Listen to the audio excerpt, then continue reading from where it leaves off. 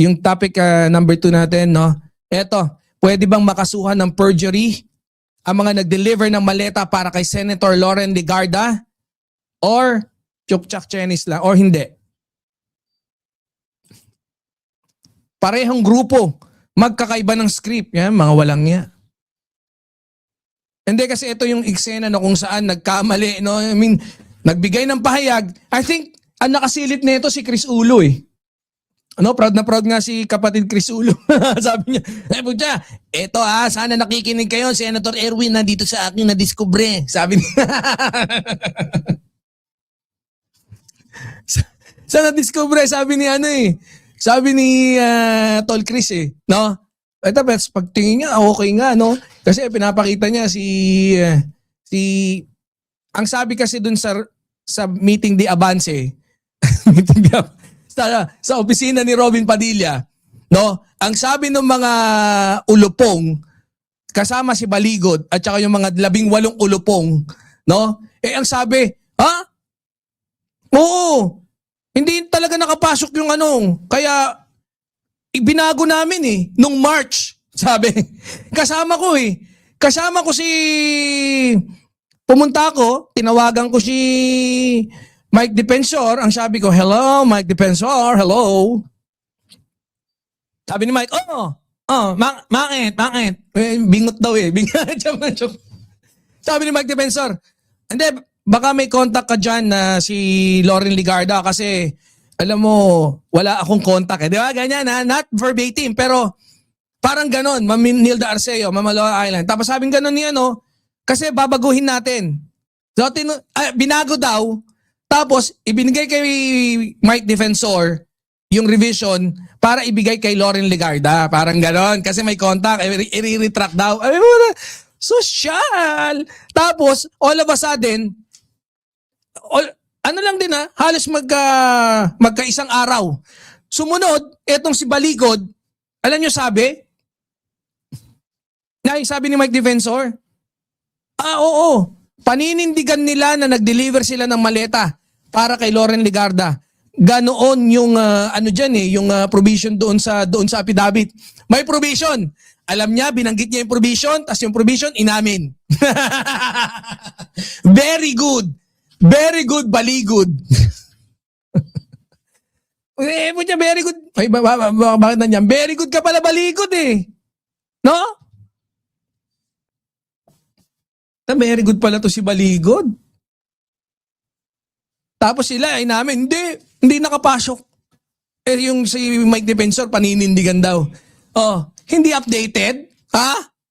Magkakampi na, nagkasalungat pa ang kwento sa maleta. Kayong dalawa na yung gumagawa. Parehong grupo, magkaibang script. Pati si Loren Legarda. Na iba na rin yung script. Bayani na raw ang mga kumag. Mabagal yung internet natin. Hindi, pagka ginagamit ko yung virtual camera, bumabagal.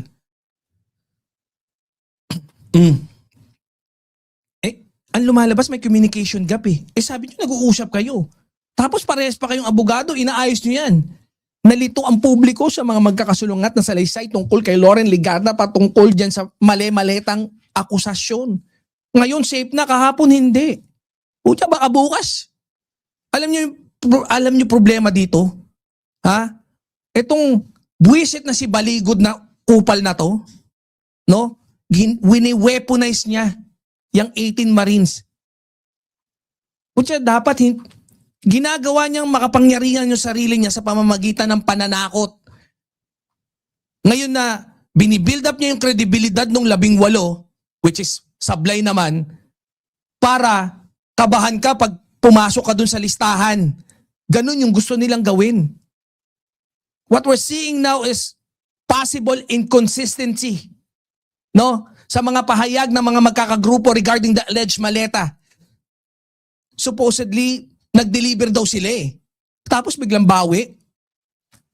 Initially, there was a claim na may naihatid na maleta because they supposedly believe Senator Tito Seto was still the Senate President.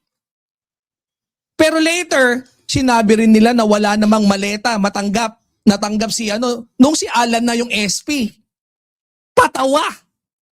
The question now is, bakit parang hindi pare-pareho ang version ng mga magkakampi if they're discussing the same incident?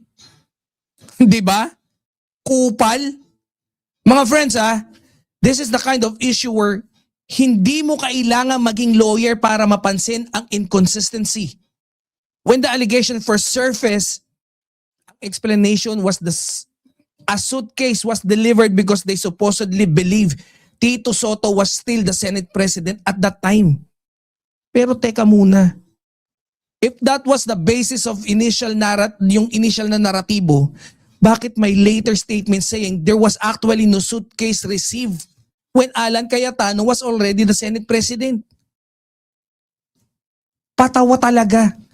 Malaking joke. And this is where the things become interesting, mga kababayan. More interesting pa kaysa sa friend mong claims na nasa bahay lang siya pero nakatag sa 5 different locations sa online. When one incident is being discussed pero iba't iba ang explanation, it's natural for people, no, na magtanong, which version is actually correct? Hello, pakisabi nga lang, pakitext na lang sa amin. Huwag ka na magpa-press con. Kaya, mga kaibigan this is where the analyst becomes even more intense. The analysis. What's surprising is hindi ito debate between opposing camps. May bulbul. Sorry. Joke lang. What's surprising is hindi ito debate between opposing camps. They're from the same group. And Senator Loren Legarda is also part of that same group as of the moment. As far as we know, di ba? Teka muna mga kaibigan. If they're in the same group, bakit parang may version that never reaches everyone involved? Parang hindi kasali sa G.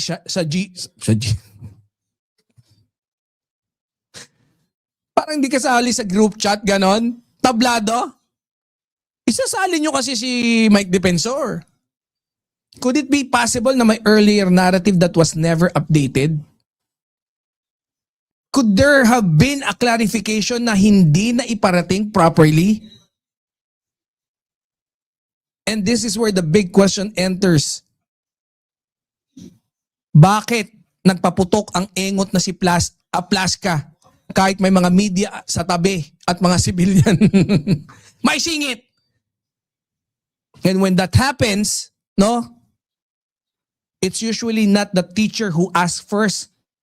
It's the member themselves asking who actually has the correct copy. Sino ang may tamang kopya nung tama nating sasabihin? Mga tropa, this isn't immediately about deciding who is right or wrong. The first issue here is consistency. Alam ni Boss Jordan kung gaano kahalaga ang consistency.